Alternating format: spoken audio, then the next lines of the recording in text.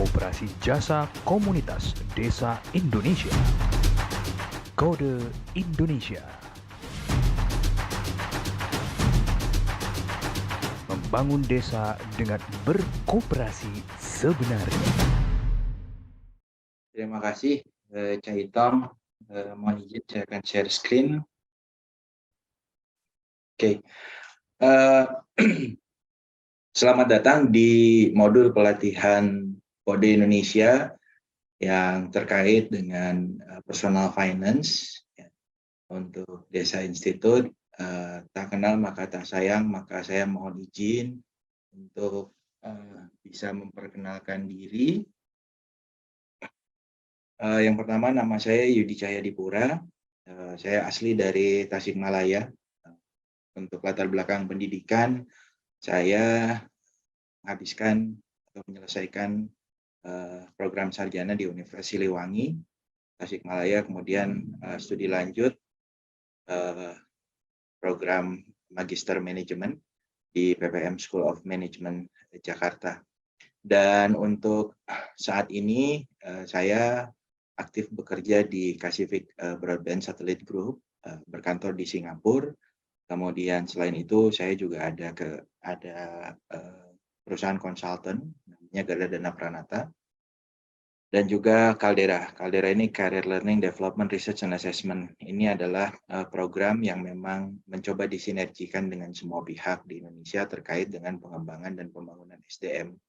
Dan kegiatan di Caldera ini tidak semata-mata hanya untuk kepentingan bisnis, tetapi banyak sekali juga program-program yang kita sinergikan dengan institusi pendidikan dalam rangka untuk membangun, karena posisi Indonesia sekarang ini dalam masa bonus demografi tahun 2020-2030, di mana ini adalah masa yang sangat penting untuk menunjang masa depan Indonesia ke depan.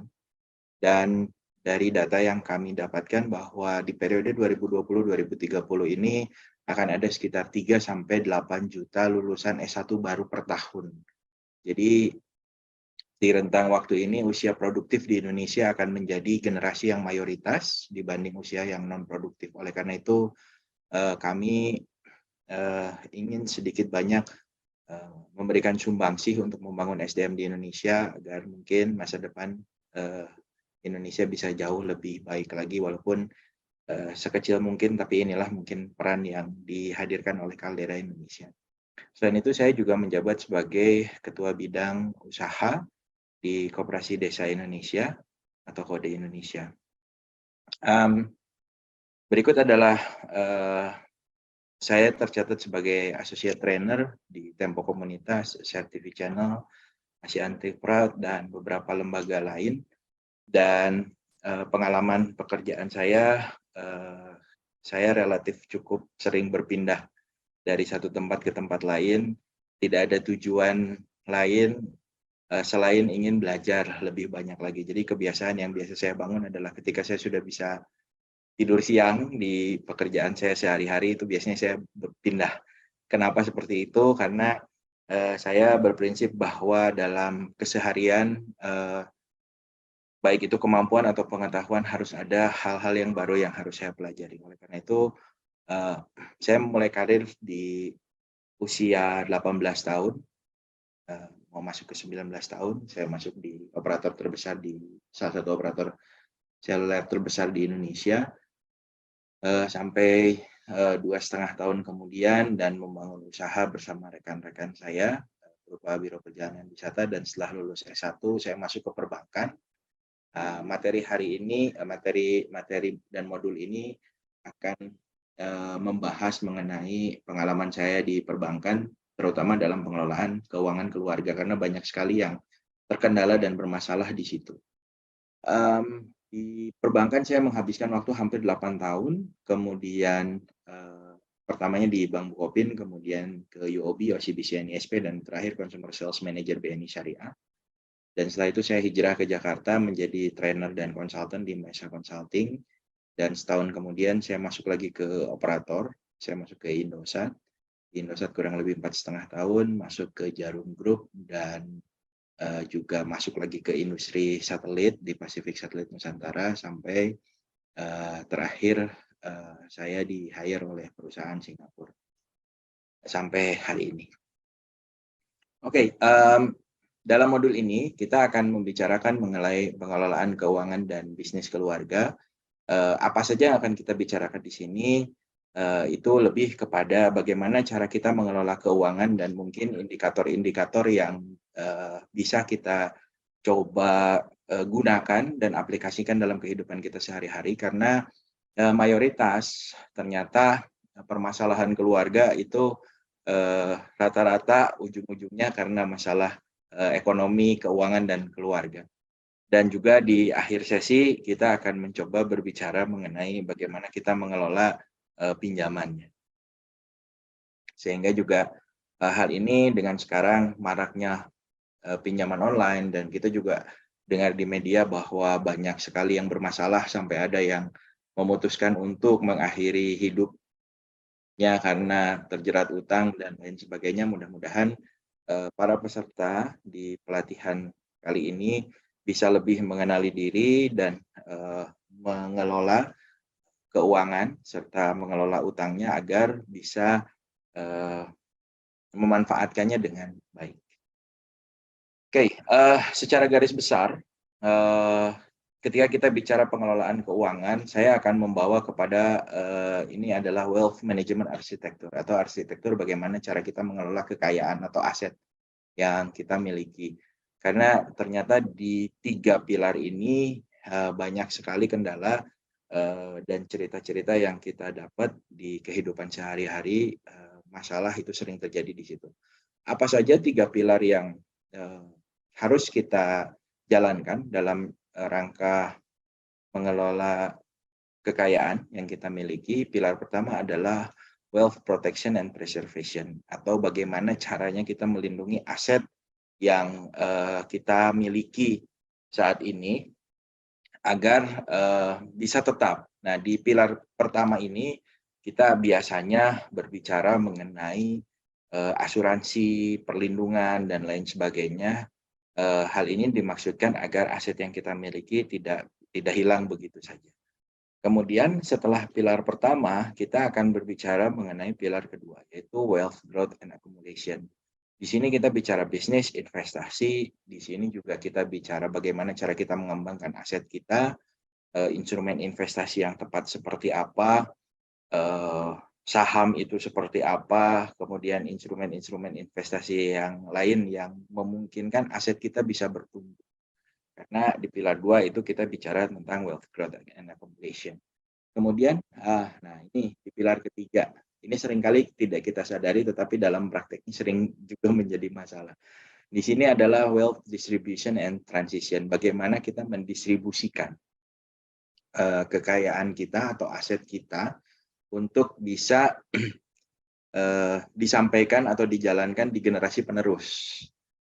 Nah, di sini ini sering juga menjadi masalah di mana misalnya orang tua atau perintis usaha meninggal atau sudah tidak lagi mengelola usahanya, dan akhirnya asetnya menjadi bahan sengketa di antara para ahli waris. Oleh karena itu, pilar ketiga juga ini jadi salah satu pilar yang penting untuk bisa kita pelajari bagaimana cara proses transisinya, hukum waris, dan lain sebagainya.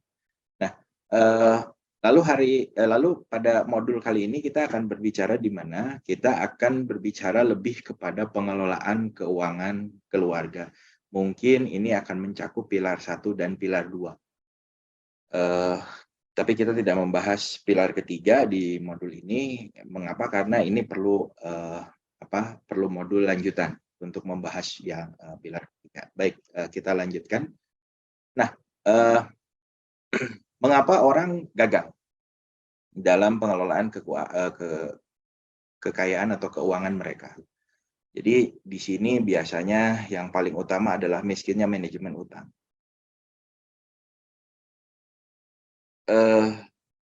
Banyak dari orang Indonesia, dari kasus-kasus yang saya hadapi di lapangan, banyak dari kita yang tidak mengerti dan tidak memahami bagaimana kita harus mengelola utang. Dan ini bukan hanya kepada perseorangan, bahkan UMKM, unit-unit bisnis juga sering tidak memahami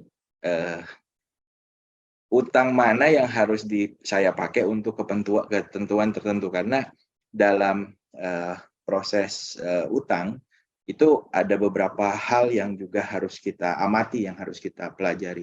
Tingkat suku bunga, jangka waktu, peruntukan. Karena biasanya yang bermasalah di manajemen utang ini adalah ketika pinjaman itu digunakan tidak sebagaimana mestinya, tidak sesuai keharusan. Dan seringkali kita misal kita mengajukan pinjamannya mungkin sifatnya seperti rekening koran. Rekening koran itu ketika kita harus mengembalikan sejumlah tertentu dari total pinjaman disekaligus-kan. Misalnya, contoh kita bicara pinjaman online, saya mau pinjam uang senilai 2,5 juta misalnya, kemudian harus kembali di 2 atau 3 bulan kemudian sejumlah 2,5 juta kembali berikut bunganya. Satu yang biasanya menjadi kendala adalah tingkat suku bunga yang jarang sekali menjadi perhatian banyak orang. Ini sebenarnya tingkat rate utangnya seperti apa. Yang kedua, pinjaman-pinjaman seperti itu sebetulnya tidak untuk diajukan atau digunakan dalam kegiatan konsumtif. Karena pinjaman-pinjaman dengan sifat seperti ini seharusnya dan sebaiknya digunakan untuk sifatnya untuk membiayai hal-hal yang mungkin perputarannya relatif lebih cepat. Misal, Anda pakai untuk usaha, membeli barang, dan 1 atau 2 minggu barang tersebut bisa dijual kembali, dan Anda mendapatkan keuntungan. Nah, pinjaman-pinjaman seperti ini tuh diperuntukannya untuk yang seperti itu. Lain halnya kalau pinjaman seperti itu misalnya kita gunakan untuk membeli sepeda motor. Nah, ini memerlukan pinjaman yang harusnya jangka waktunya lebih panjang. Seperti kita ketahui bahwa pinjaman motor itu biasanya perlu waktu 2-3 tahun. Nah, itu baru sehat. Nah, sekarang kita mencoba memaksakan pinjaman dengan tenor atau jangka waktu yang pendek untuk membiayai kegiatan-kegiatan konsumtif atau hal-hal yang sifatnya pembelian aset. Nah, ini pasti ke depannya akan bermasalah ketika sumber pendapatan kita tidak bisa mengimbanginya. Kecuali memang sumber pendapatannya bisa terimbangi. Tapi kalau misalnya sekarang sumber pendapatannya bisa mengimbangi, logikanya adalah daripada kita mengajukan pinjaman terlebih dahulu kemudian ada selisih yang harus kita bayarkan ketika saat pelunasan, kenapa tidak dibalik? Kita mencoba sabar, nabung 1, 2, atau 3 bulan, sehingga apa yang kita cita-citakan atau apa yang jadi tujuan kita bisa terbeli tanpa harus mengajukan. Nah, masalah-masalah seperti ini, literasi mengenai utang di masyarakat Indonesia ini masih, saya bilang masih belum mencapai pada titik kesadaran tertentu, sehingga banyak sekali orang yang terjebak di situ pada akhirnya. Jadi, tolong ketika misalnya kita akan mengajukan pinjaman, itu harus diukur dulu peruntukannya untuk apa. Nah, kemudian yang kedua biasanya miskin dalam perencanaan karir dan bisnis. Ini juga jadi masalah. Kenapa? Karena biasanya yang kami temui di lapangan, rata-rata yang bermasalah itu adalah pasangan-pasangan muda. Sampai umur 30-40 tahun. Karena di masa ini, biasanya pola konsumsi itu berubah sangat drastis. Contoh, sebagai laki-laki, saya ketika menikah misalnya usia 25 tahun, di usia 22, 23, 24 setelah lulus kuliah sampai awal-awal merintis kerja, mungkin tidak masalah. Karena apa? Karena saya hanya membiayai diri saya sendiri. Tetapi ketika saya memutuskan menikah usia 25 tahun, kemudian setahun kemudian saya misalnya alhamdulillah dianugerahi titipan dari yang di atas berupa anak. Artinya dalam 2 tahun berturut-turut saya harus membiayai, setelah menikah saya harus membiayai istri. Artinya beban yang saya tanggung adalah 2 kali lipat dari sebelumnya, dan setahun kemudian saya dianugerahi anak. Artinya juga secara kapasitas saya harus mendongkrak kapasitas saya untuk membiayai 3 orang sekaligus. Saya, istri saya, dan anak saya. Sedangkan di sisi lain, kalau kita lihat dari sisi perencanaan karir, itu biasanya dalam waktu periode 2-3 tahun sependek itu, promosi paling baru terjadi 1 kali. Dan di situ makanya seringkali hal ini menjadi masalah. Jadi tanpa disadari, dalam rentang waktu 5 tahun, apalagi ketika anaknya nanti sudah mulai masuk sekolah dan punya anak lagi yang kedua dan selanjutnya, itu perubahan pola konsumsi dalam diri seseorang di rentang periode yang kurang dari 5 atau bahkan kurang dari 10 tahun, itu sangat berubah drastis. Oleh karena itu banyak sekali orang yang gagal di fase ini ketika tidak bisa merencanakan karir dan bisnisnya seperti apa. Kemudian yang ketiga biasanya yang terjadi adalah serakah dan spekulasi tinggi. Banyak sekali di luar sana yang menyampaikan bahwa bisa kaya itu mudah, bisnis itu bisa dilakukan oleh siapapun, dan lain sebagainya. Atau misalnya ketika kita melihat orang lain ternyata bisa sukses, kita coba ikut-ikutan di situ, dan ternyata kenyataannya tidak seindah dengan harapan. Nah, ini fitrah dari manusia bahwa kita itu kadang-kadang ketika sudah mendapatkan sesuatu yang enak, yang baik, itu ingin terus-menerus dan ingin terus berulang. Tetapi di situ seringkali hal ini menyebabkan kita kehilangan kendali, kita kehilangan rem. Terus aja disimpan di situ, kita simpan misalnya instrumen investasi kita di satu keranjang, sampai akhirnya ketika keranjang itu terjatuh atau bermasalah, semuanya hilang. Jadi serakah dan spekulasi tinggi ini juga harus dihindari, makanya diperlukan kesadaran dan mungkin indikator-indikator yang apa sih yang kiranya harus kita lakukan agar kita tahu kapan harus masuk, kita juga tahu kapan harus keluar. Ini akan kita bahas di slide-slide berikutnya. Kemudian, nah ini, tidak memiliki nasihat dan rekomendasi tentang saya senang di Kode Indonesia kita mengedepankan hal ini sebagai salah satu literasi dan di awal merupakan dasar juga untuk para anggota Kode Indonesia, di mana literasi keuangan ini memang sesuatu hal yang perlu digencarkan karena banyak sekali ujung-ujungnya tadi saya bilang bermasalah karena keuangan. Boleh Bapak Ibu cek ke tetangga atau saudara sekitar berapa banyak misalnya, atau rekan atau sahabat, berapa banyak dari mereka yang mungkin harus bermasalah dalam rumah tangganya, bermasalah dalam kehidupannya karena salahnya karena kesalahan dalam mengelola keuangan pribadi. Oke, ada beberapa hukum dalam personal finance. Yang pertama, kita seringkali memiliki persepsi negatif bahwa saya berasal dari keluarga biasa dan miskin, sedangkan uang itu dengan mudahnya bisa melekat kepada keluarga sukses dan kaya. Persepsi ini adalah persepsi negatif yang harus kita hindarkan, karena faktanya uang bisa melekat pada setiap orang yang memiliki sikap positif terhadapnya. Dan kami berharap itu juga bisa, salah satunya adalah Anda sendiri. Karena ketika kita memiliki persepsi negatif, tentunya kita juga dari sisi psikologis, dari sisi banyaklah orang yang sudah melakukan penelitian terhadap itu, ketika kita memiliki pikiran negatif seperti itu, mental kita juga akan mencetak diri kita seperti itu. Jadi harap berhati-hati dengan mindset, karena mindset itu biasanya bisa mempengaruhi perilaku kita sehari-hari. Uang ini bisa nempel ke siapa saja kok, dan banyak sekali di luar sana. Kita lihat, Bapak Ibu boleh baca cerita orang-orang sukses yang ada saat ini.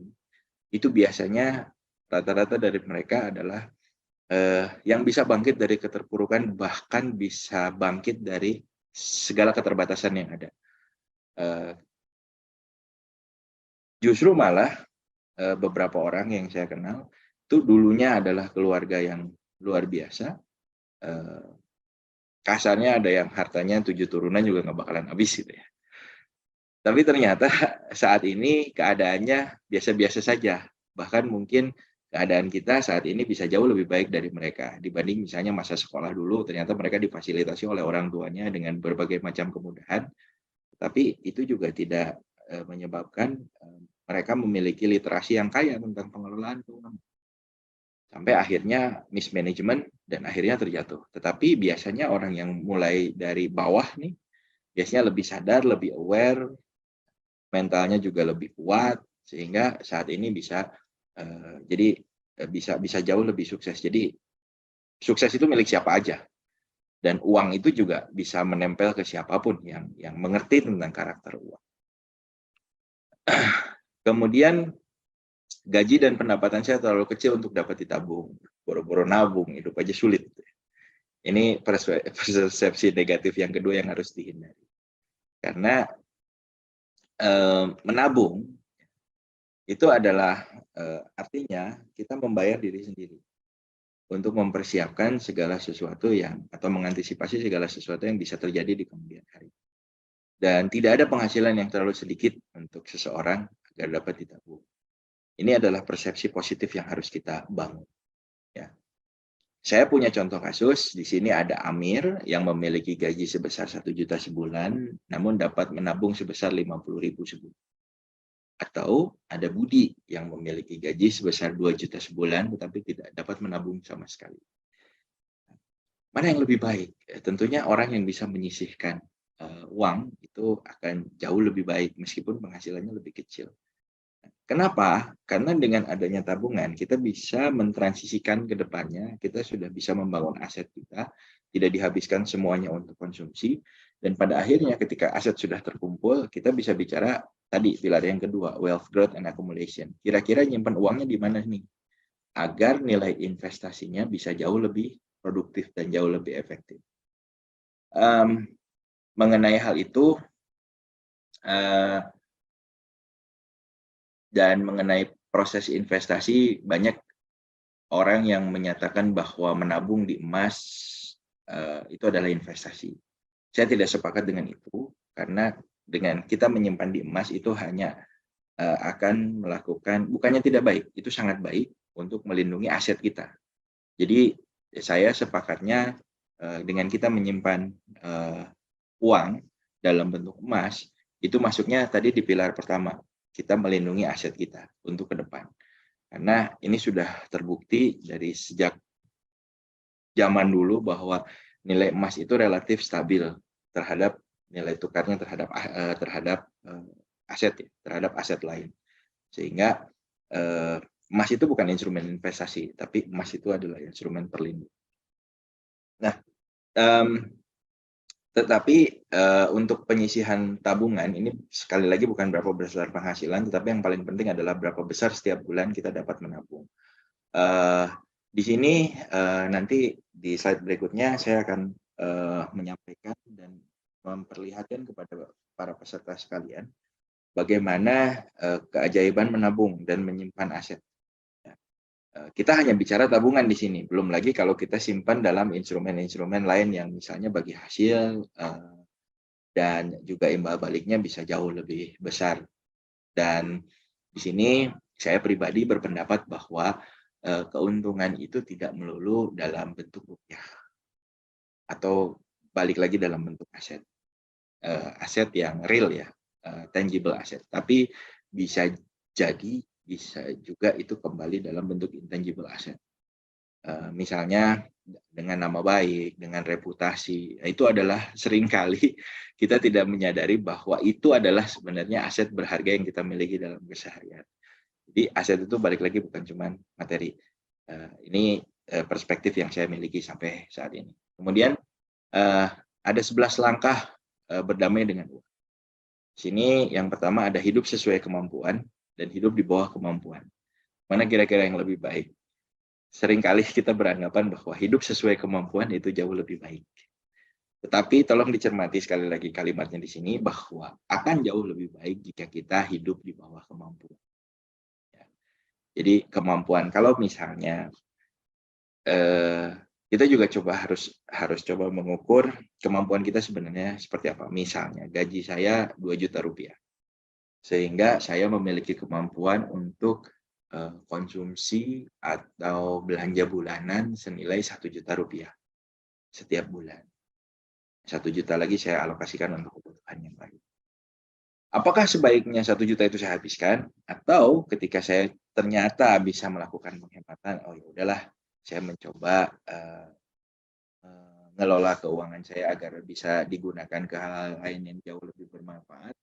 Sehingga daripada 1 juta saya habiskan buat biaya bulanan, saya akan coba biaya bulanan saya tekan di 700.000. Bukannya tidak mampu, sekali lagi bukannya tidak mampu. Tetapi banyak sekali hal-hal dalam hidup ini yang terjadi di luar prediksi. Dan itu tentunya akan menyulitkan kita ketika kita tidak punya persiapan untuk menghadapi itu. Oleh karena itu, untuk 11 langkah berdamai dengan uang, yang pertama, hidup di bawah kemampuan itu akan jauh lebih bijak, akan jauh lebih baik, dan akan jauh lebih bermanfaat untuk kita agar kita bisa mempersiapkan kehidupan kita yang jauh lebih baik lagi. Karena sekali lagi, bagaimana kita mau investasi kalau kita tidak punya kelebihan dana ya dari apa yang kita dapatkan sehari-hari. Tentunya karena investasi itu pasti perlu modal. Investasi itu pasti perlu sesuatu yang kita tanamkan di instrumen tertentu. Nah, bagaimana kita bisa menyimpan instrumen tertentu di instrumen tertentu kalau kita tidak memiliki dananya? Jadi sebaiknya seperti itu. Dan bukan 1-2 juga contoh di lapangan kita tahu, padahal orang itu kaya ya, tapi kok hidupnya kayak begitu gitu. Misalnya makannya masih tetap di warteg, nggak makan di restoran yang mahal-mahal.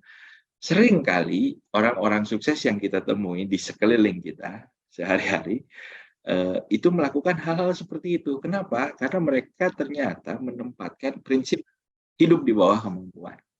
Bukannya nggak mampu, dia mau beli mobil, misalnya mobil Mercy S-Class terbaru pun mampu. Tetapi kenapa sehari-hari hanya menggunakan misalnya Kijang Innova? Karena untuk mereka itu mungkin lebih nikmat dan mereka sudah bisa berdamai dengan dirinya bahwa oh saya cukup ini dan yang lain bisa saya alokasikan ke hal lain yang mungkin sekali lagi bisa memberikan manfaat untuk banyak orang. Oke, yang kedua adalah perbaiki hubungan Anda dengan uang. Seringkali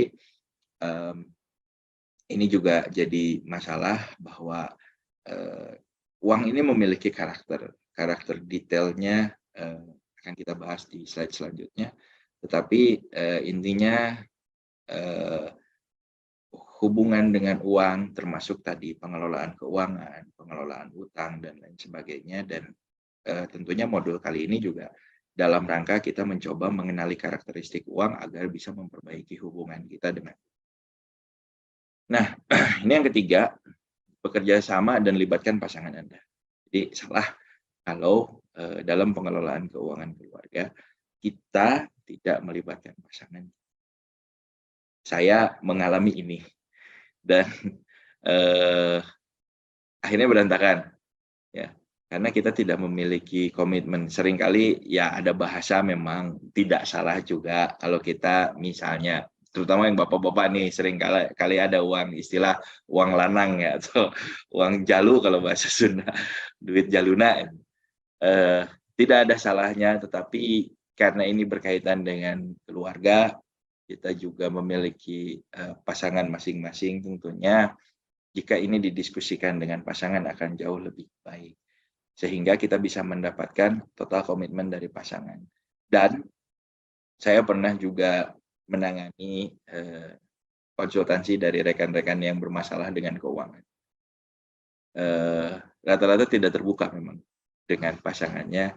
Dan kalau dibahas berdua, itu biasanya piring terbang yang keluar. Jadi ketika sudah bermasalah, bahaslah di tempat umum, dan yang selanjutnya adalah fokus pada solusi.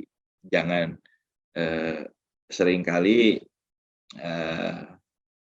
yang dibahas adalah, tuh kamu begitu sih, kamu udah selesai, yang sudah-sudah kita bicara ke depan, dan kita harus berpikiran terbuka, sabar, dan konstruktif ya. Kita bicara dan fokus pada solusi. Kemudian evaluasi kenapa hal-hal tersebut bisa terjadi. Nah, masalah uang adalah akar dari konflik. Ini mayoritas kayaknya. Oleh karena itu, mari bersama-sama memperkaya literasi, rajin-rajinlah hadir ke acara-acara yang membahas mengenai keuangan, ya. Dan rajin-rajinlah kita juga mungkin memperkaya literasi dengan berdiskusi dengan orang-orang yang memang memiliki historis atau riwayat pengelolaan keuangan yang baik. Nah, selanjutnya Yang keempat, kenalilah keuangan dan kekuatan dan kelemahan dari keuangan Anda. Di sini misalnya apakah Anda memiliki pinjaman, berapa banyak dan jenisnya, pernah nggak kita coba data. Dan ada fakta yang mengejutkan, balik lagi dari apa yang sudah saya coba jalani. Biasanya ketika ada seseorang yang sudah mulai bermasalah dengan uang, dia tidak bisa dengan utang, dia tidak bisa mengelola keuangan dan utangnya dengan baik, dan kemudian setelah meledak baru ribut ke pasangan, ribut ke keluarga, dan lain sebagainya.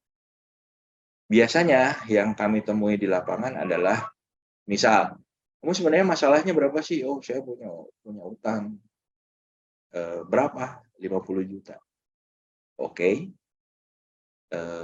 Saya biasanya tidak yakin utangnya hanya 50 juta. Yang terjadi di lapangan biasanya minimal 3 kali lipat dari itu. Jadi ketika dia mengaku masalah keuangannya hanya 50 juta, biasanya setelah di list itu minimal 150 juta. Jadi mengerikan ya, sekarang dengan era digitalisasi, dengan begitu mudahnya kita mendapatkan pinjaman, sampai akhirnya kita lupa bahwa kapasitas kita sebetulnya kita sudah menggunakan atau menjalankan utang dengan kapasitas yang di atas kemampuan kita. Dan ini tentunya sangat berbahaya. Jadi yang namanya pinjaman coba di list, coba didaftar, kemudian berapa banyak dan jenisnya apa saja. Karena ini juga dipilah. Utang itu ada yang dengan suku bunga yang rendah, ada juga dengan suku bunga yang tinggi. Sehingga di sini kemampuan kita betul-betul diuji untuk bisa memilah, dan akhirnya kita bisa menentukan strategi mana saja yang, atau pinjaman mana yang bisa kita lunasi lebih cepat. Kemudian yang kedua, apakah saya membayar tagihan secara penuh atau hanya minimumnya saja? Ini juga masalah. Ketika Anda membayar pinjaman, biasanya ini kartu kredit, hanya pembayaran minimum, artinya keuangan Anda sudah menunjukkan indikator kritis. Jadi hati-hati karena ini akan ngegulung terus. Kemudian apakah saya membawa uang tunai, berapa banyak dan untuk apa? Ini juga karena physical asset gitu ya, hati-hati, banyak sekali hilang dan lain sebagainya. Begitu juga dengan kita simpan di aset-aset digital, itu juga harus hati-hati dan harus betul-betul kita pahami mekanismenya seperti ini. Seperti apa? Jadi ketika kita akan memutuskan menyimpan aset kita dalam suatu tempat, tentunya kita harus kenali karakteristiknya, kita harus kenali resikonya. Karena ada prinsip keuangan yang tidak bisa dibantah dari dulu hingga sekarang, yaitu high risk, high return. Low risk, low return. Jadi ketika imbal baliknya besar, maka resikonya pasti tinggi. Dan ketika imbal baliknya kecil, maka resikonya pasti rendah. Analogi sederhananya adalah ketika saya meminta seseorang untuk membetulkan genting di ketinggian 5-6 meter. Dan ada orang lain yang diminta untuk membetulkan jaringan di tower seluler misalnya. Ketinggiannya sekitar 50-60 meter di atas permukaan. Pekerjaan mana yang dibayar lebih mahal? Apakah pekerjaan yang membetulkan genting atau pekerjaan yang harus manjat ke tower setinggi 50-60 meter? Tentunya yang akan dibayar lebih mahal adalah orang yang memanjat tower setinggi 50-60 meter dibanding dengan orang yang membetulkan genting hanya di ketinggian 5-6 meter. Kenapa yang manjat tower dibayar lebih mahal? Karena dari sisi resiko itu jauh lebih tinggi. Nah, prinsip keuangan kurang lebihnya sama seperti itu. Jadi kalau misalnya ada yang bilang, wah investasi di sini untungnya besar. Di balik itu, percaya saya bahwa pasti ada resiko yang besar. Jadi tidak ada hal-hal yang menguntungkan dengan besar dan bisa kita kelola dengan mudah. Pastinya di balik itu ada risiko, ada proses ya, ada hal juga yang harus kita jalani. Oke. Kemudian bagaimana saya mencatat pengeluaran-pengeluaran dari uang tunai tersebut. Nah, ini juga perlu adanya pencatatan. Kemudian juga kita juga harus lihat sejarah pinjaman, apakah ada yang telat membayar dan lain sebagainya, karena utang adalah utang. Bagaimanapun itu juga harus dibayar dan harus diselesaikan. Kemudian apakah kita juga memiliki keuangan jika ada cadangan keuangan jika ada hal yang mendesak. Ini juga biasanya seringkali jadi masalah dan seringkali jadi titik awal orang terjebak dalam kesalahan pengelolaan keuangan. Kemudian apakah saya mempunyai sistem pembayaran untuk tagihan-tagihan saya? Sistemnya bisa auto debit, bisa transfer perbankan dan lain sebagainya. Tetapi intinya kita harus memiliki kalender sendiri yang mengingatkan kita kapan ada jatuh tempo uang yang harus dibayar. Jadi sering kali ada peribahasa di karyawan yang mendapatkan penghasilan tetap. Itu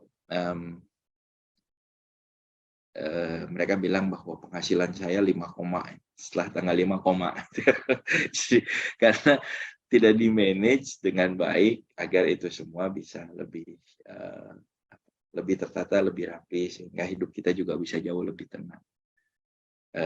Karena biasanya kaum gajian nih, menerima gaji, ya, misalnya tanggal 25 atau tanggal 26 atau tanggal 1, itu ketika paginya transfer, langsung menerima transferan masuk, langsung ditransfer keluar, dan pada akhirnya sisanya hanya tinggal mungkin 10 atau 20%-nya dari total uang yang diterima. Nah, apakah itu bikin tenang? Enggak. Jadi tolong diatur keuangannya, jangan sampai kita hanya bisa menikmati kenikmatan sesaat. Lebih banyaknya kita kerja, bayangkan kita kerja sebulan, ya, sebulan penuh, kemudian kita mencoba misalnya bukan tidak boleh mencoba menikmati hidup, boleh, tapi sekali lagi tolong diatur, tolong di manage dengan baik, dan tolong diukur kemampuan kita sebenarnya seperti apa, jangan memaksakan.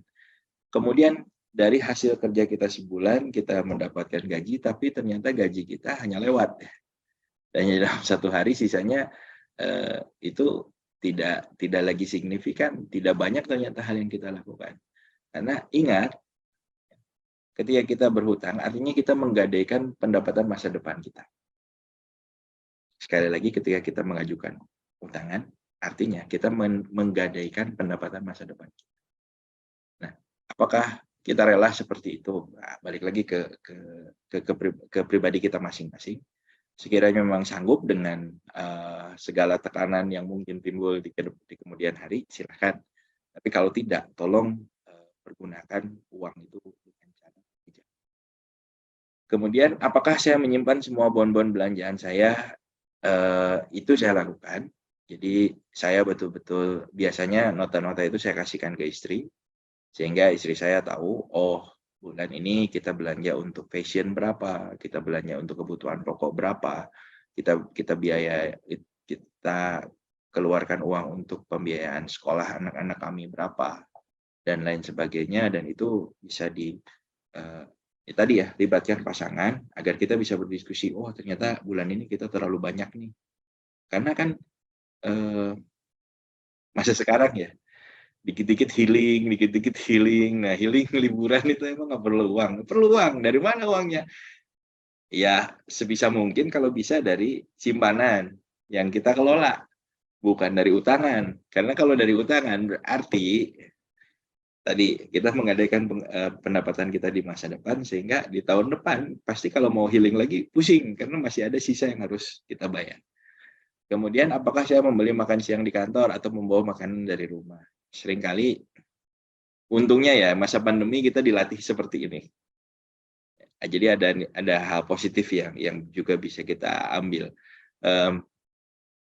Tentunya akan sangat berbeda makan siang di kantor atau membawa makanan di rumah. Terkesan kok, gitu banget ya hidupnya ya. Tapi kalau satu kelebihannya kan mungkin masakan yang diolah di rumah lebih sehat. Yang kedua, lebih hemat biaya. Yang ketiga juga bisa lebih hemat waktu. Karena tolong diingat bahwa segala sesuatu yang kita lakukan itu akan kembali ke diri kita sendiri, bukan untuk orang lain. Sekali lagi, apa yang kita lakukan itu akan kembali ke diri kita sendiri, bukan untuk orang lain.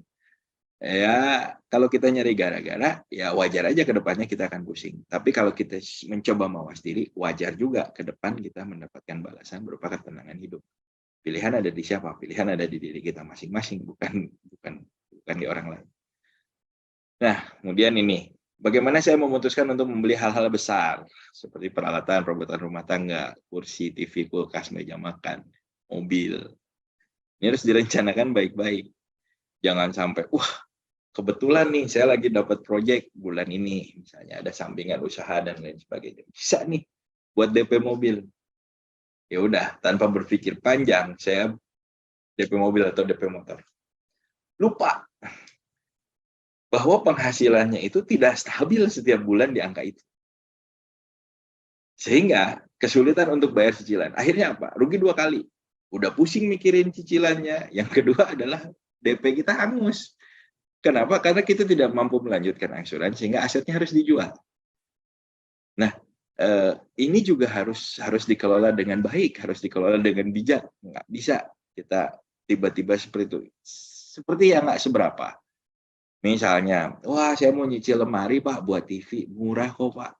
Cuma 50.000 sebulan. Berapa lama? 50.000 kalau satu.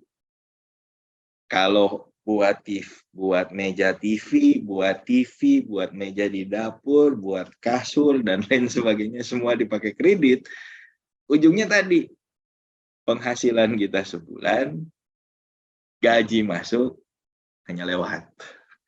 Nah, ini juga tolong diukur lagi ke dirinya masing-masing. Biasanya ya mohon maaf kalau misalnya membahas materi-materi seperti ini bikin perut kita semua agak mules, tapi saya mencoba merefleksikan ke apa yang kita lakukan sehari-hari karena ya ini mungkin bagus untuk mengingatkannya dan untuk ngerem.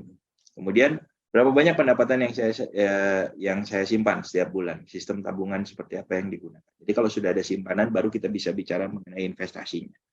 Untuk mengembangkannya seperti apa. Karena tolong jangan dilihat bahwa sekarang kalau Bapak Ibu hanya menabung di tabungan yang biasa, itu dengan inflasi aja sudah kalah, tergerus.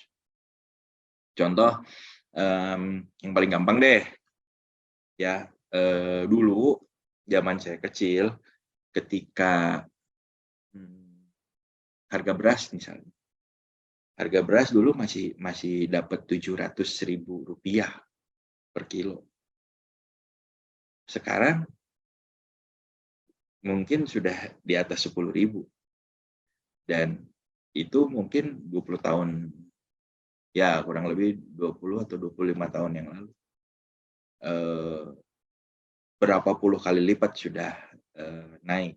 Jadi ketika kita menyimpan hanya di sifatnya tabungan yang biasa, itu biasanya tergerus oleh nilai inflasi.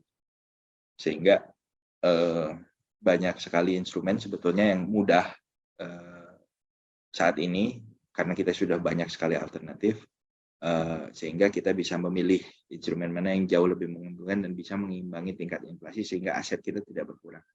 Tadi salah satunya emas ya. Kemudian bagaimana filosofi, jangan lupa kita sebagai manusia, kita juga harus membantu orang tua kita, orang yang memiliki keterbatasan fisik, atau orang-orang yang memiliki kesulitan keuangan. Karena kita hidup sebagai makhluk sosial juga tidak bisa lepas dari ini. Dan ada kewajiban, mungkin kita adalah negara yang berlandaskan kepada agama, sehingga di Indonesia ini semua masyarakatnya hampir bisa dipastikan memiliki agama, dan di agamanya masing-masing juga sudah ada himbauan untuk bersedekah, berinfak. Kalau di yang Nasrani mungkin perpuluhan, kalau di Islam mungkin ada zakat dan lain sebagainya. Nah, ini juga salah satu dari hal yang harus kita rencanakan dengan baik, agar kita tetap bisa menjalankan kewajiban kita sebagai manusia untuk berbagi dengan orang sekitar, di sisi lain kita juga bisa mengelola keuangan kita agar bisa tetap sehat. Nah ini, apakah saya dan pasangan ingin tinggal di rumah sendiri setelah memiliki putra-putri? Tadi, periode kritis itu biasanya di usia 25 sampai 35 tahun. Karena ingin punya rumah, mulai punya anak, mulai harus membiayai anak sekolah. Biasanya pas awal-awal masih single gaji 5 juta cukup. Tapi 5 juta 5 tahun kemudian itu harus kali 3 sebetulnya. Kenapa? Karena harus biayain istri, harus biayain anak, dan harus biayai diri sendiri. Belum lagi kebutuhannya. Kebutuhan satu orang dengan kebutuhan 2 orang, apalagi kebutuhannya 3 orang, itu pasti juga jauh berbeda ya. Oleh karena itu harus direncanakan dengan baik. Apalagi bicara KPR, memiliki rumah sendiri itu bisa 10, 15, bahkan sekarang ada yang 20 tahun. Bayangkan kalau kita memulai cicilan KPR di usia 30, 20 tahun kemudian di usia 50 kita baru lunas. Dan itu artinya kita menggadaikan pendapatan kita sampai 20 tahun. Kemudian apakah Anda memberikan zakat secara rutin? Dan itu merupakan sesuatu yang penting. Saya bilang penting. Karena sebagaimanapun kuasanya kita, secanggih apapun tools yang kita miliki, tetap masih ada kekuatan di luar sana yang jauh lebih berkuasa dan jauh lebih powerful. Saya ingin contohkan bahwa bukan dulu, 2 atau 3 tahun yang lalu pernah ada satu marketplace yang melakukan false marketing. False marketing waktu itu di zaman Sumpah Pemuda, mereka menyampaikan bahwa Sumpah Pemuda itu 29 Oktober.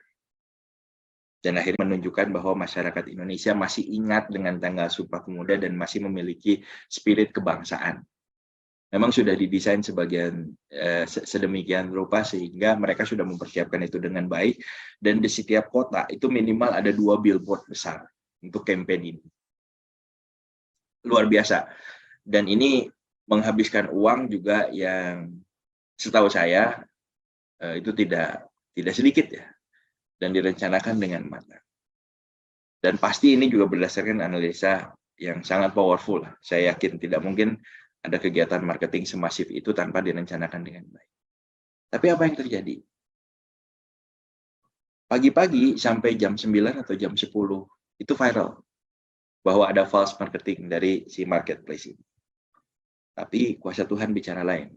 Hari itu terjadi kasus pesawat jatuh di perairan Karawang jam 10 pagi.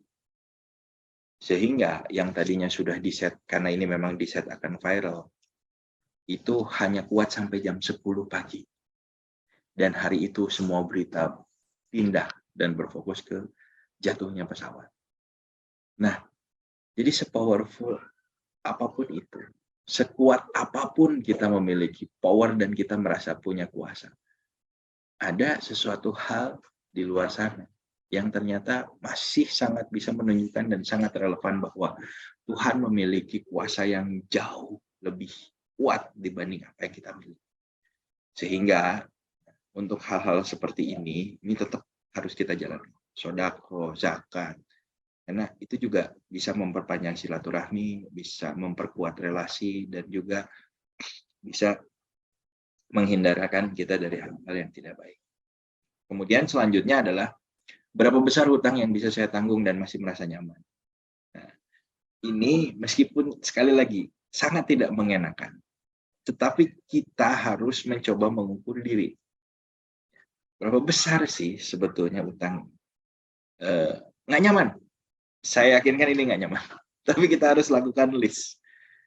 Kita harus list utang kita di mana aja. Sehingga kita tahu, oh ternyata, dan jangka waktunya berapa lama. Oh ternyata tidak banyak lagi hal-hal yang bisa kita simpan, bisa kita tabung. Kalaupun misalnya sudah terlanjur, belum terlambat, masih bisa didiskusikan dan masih bisa dicarikan jalan. Oke. Tentukan tujuan keuangan. Ya, tujuan keuangannya mau seperti apa? Utang, pendidikan, rumah, karir, sumbangan pensiun, kesehatan, tabungan, investasi, harta warisan, hobi. Ini juga jadi beberapa prioritas atau alternatif yang bisa dipilih dalam kita merencanakan keuangan keluarga, mana saja yang mau didahulukan, dan sebetulnya ini sesederhana itu ya sebetulnya. Misal, pernahkah Bapak Ibu melakukan mapping? Ya, kalau sudah memiliki anak, pernahkah melakukan mapping? Si A ini kapan akan masuk SD, masuk SMP di tahun berapa, masuk SMA di tahun berapa, masuk kuliah di tahun berapa. Kemudian kita mapping misalnya, saya pribadi punya anak 3. Saya melakukan ini, Bapak Ibu. Saya mapping yang paling besar itu di tahun sekian akan masuk SMA. 2 tahun lagi. Yang kedua, 3 tahun lagi dia akan masuk SMP. Yang kecil. Waktu kurang 4 menit Pak Yudi. Baik, oke. Yang kecil itu tahun depan masuk. Nah, sehingga di situ kalau saya tahu petanya bahwa, oh, tahun ini saya akan keluar biaya besar. Tahun sekian saya akan keluar biaya lebih besar untuk si ini, untuk si ini, untuk si ini. Itu kalau coba di mapping seperti itu, minimalnya, karena yang paling penting dalam pengelolaan keuangan keluarga biasanya yang harus dioptimalkan adalah remnya, bukan gasnya. Jadi kita harus mencoba mengukur itu agar kita bisa memiliki kendali atas pengelolaan keuangan. Buat target menabung, karena menabung itu tadi membayar diri kita sendiri. Nah, seringkali kebanyakan orang membelanjakan dulu baru nabung. Yang baik adalah ya sisihkan dulu, baru dibelanjakan sisanya. Kemudian persepsi negatifnya, nantilah kalau sudah agak legaan, saya baru akan menabung. Anda dapat menabung sekarang, Anda harus dapat menabung sekarang dan tidak baik untuk ditunda. Ini adalah contoh compound interest sebagai penutup sesi kita pada kali ini. Kita lihat di sini ada Pak Amir dan ada Pak Budi. Pak Amir itu menabung pada saat usianya 18 tahun dan dia hanya menabung 3 tahun. Tabungan per tahunnya 2 juta, tingkat suku bunganya 8%. Pak Budi mulai usia menabung 35 tahun sampai usia akhir menabung 65 tahun. Artinya dia menabung selama 30 tahun. Jumlah tabungan per tahunnya sama, tingkat suku bunganya sama. Tetapi apa yang mereka hasilkan ketika usia mereka 64 tahun, ternyata masih jauh lebih banyak yang dihasilkan oleh Pak Amir. Yang dia menabung lebih awal dan hanya 3 tahun. Dibanding Pak Budi. Yang dia nabung lebih terlambat, tetapi menjalankannya secara konsisten selama 30 tahun. Pada akhir periode tabungan, taruhlah mereka berdua bersama-sama dalam melakukan rutin menabung, melakukan kegiatan menabung. Di usia 64, dari apa yang Pak Amir investasikan selama 3 tahun, itu menghasilkan 266 juta. Sedangkan Pak Budi, yang apa yang dia investasikan selama 30 tahun, ini menghasilkan 244 juta. Padahal nabungnya 30 tahun. Jadi, menabunglah saat ini, manfaatkan aset yang kita miliki, sisihkan sesuai kemampuan kita, walaupun agak sedikit memaksa, itu harus demi sehatnya keuangan keluarga kita, sehingga kita bisa mendapatkan nilai yang optimal dari investasi yang dilakukan lebih dini dibanding investasi yang dilakukan secara rutin tapi terlambat. Sekali lagi, dengan suku bunga yang sama, nilai tabungan pada saat usia 65 tahun, padahal dia hanya lakukan selama 3 tahun, itu masih jauh lebih besar dibanding nilai tabungan yang dirintis selama 30 tahun, tetapi terlambat dimulai. Itu mungkin Cak Itong, materi yang bisa disampaikan pada kesempatan pagi hari ini, atau siang hari ini. Koperasi Jasa Komunitas Desa Indonesia. Kode Indonesia. Membangun desa dengan berkoperasi sebenarnya.